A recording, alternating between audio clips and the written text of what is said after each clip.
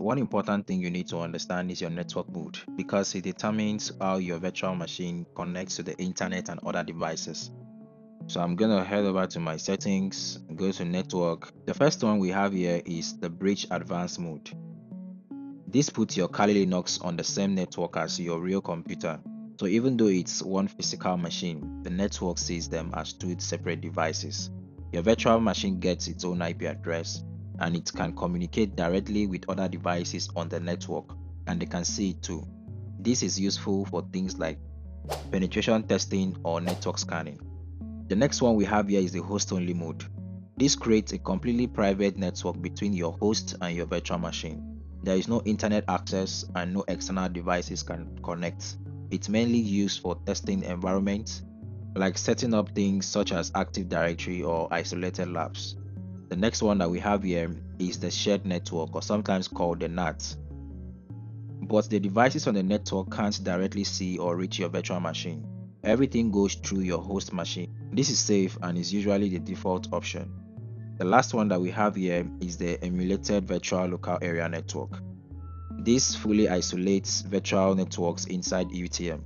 Only virtual machines connected to that same virtual local area network can communicate with each other.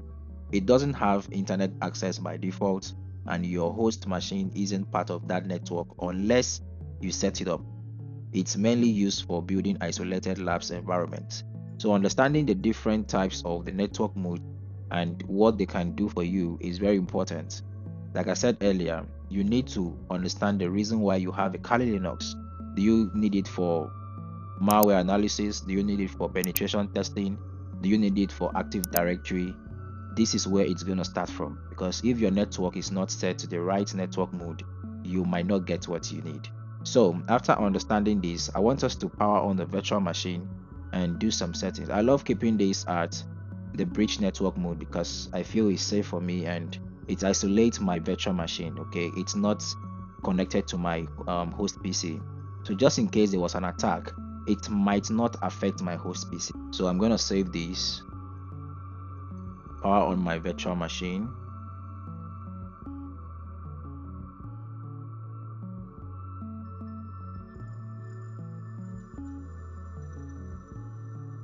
Okay, the second part of what I want to show to you is something that is very important because some of us we might want to use a tool on Kali and only for you to go to install that tool, it's as if the tool is not available. It's not because the tool is not available, it's because you didn't set up your Kali to be ready to use. So it is important for you to set up your Kali before you use it to do anything.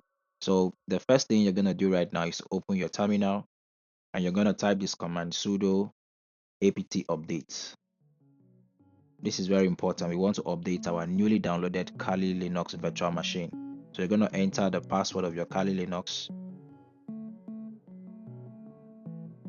Now the reason why this is important, you're going to see it later because it takes over 1 hour to install, to upgrade. So imagine you wanting to use this Kali Linux immediately to do something, only for you to come here, the tool is not available, and the only way out is for you to update and also to upgrade, and that's going to take a lot of time. So it is important for you to do this before you start using it.